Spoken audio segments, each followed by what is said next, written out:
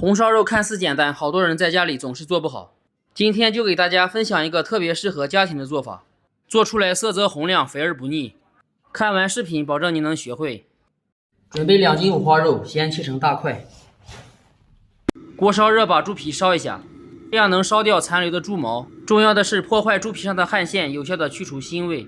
颜色焦黄就可以。放水里浸泡一下，把表皮刷洗干净。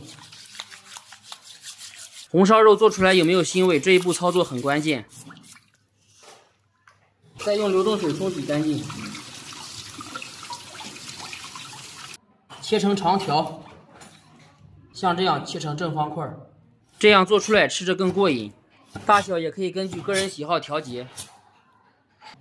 葱斜刀切成片，姜去皮切成片，大蒜去头切成小粒，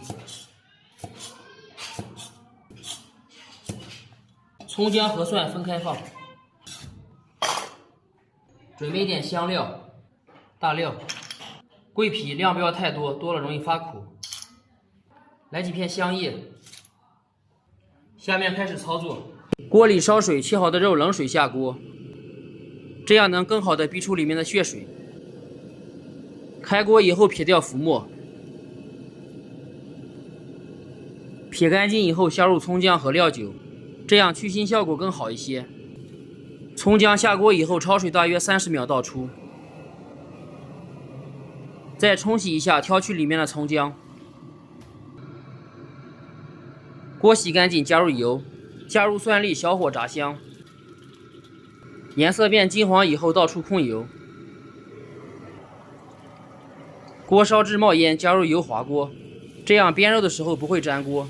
油热以后倒油盆里，锅里加一点凉的油，下入五花肉，小火慢炒，把里面的油炒出来，这样吃起来就不会腻。炒的时间大约需要1分钟，加里面的枣大概需要2分钟左右。肉块明显收缩，颜色金黄以后捞出。多余的油可以用来炒菜，味道特别香。倒出以后它会凝固。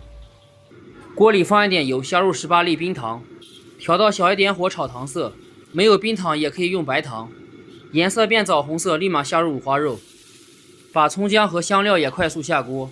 炒的时候要注意不要把糖色溅出来，以免烫伤。也可以用锅铲来操作。炒至肉完全上色以后倒入开水，水要没过肉3厘米左右，加入大约10克的生抽酱油，美极鲜、味极鲜都可以。盖上锅盖，小火炖半个小时。半小时以后往里面加入盐，底味一定要够，要不吃起来很不爽。加一点老抽调色，这样做出来颜色更漂亮。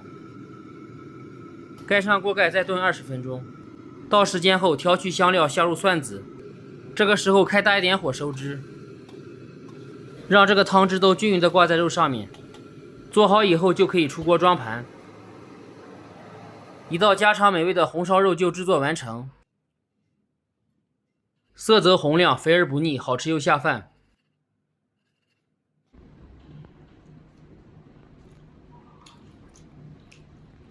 肉蒜，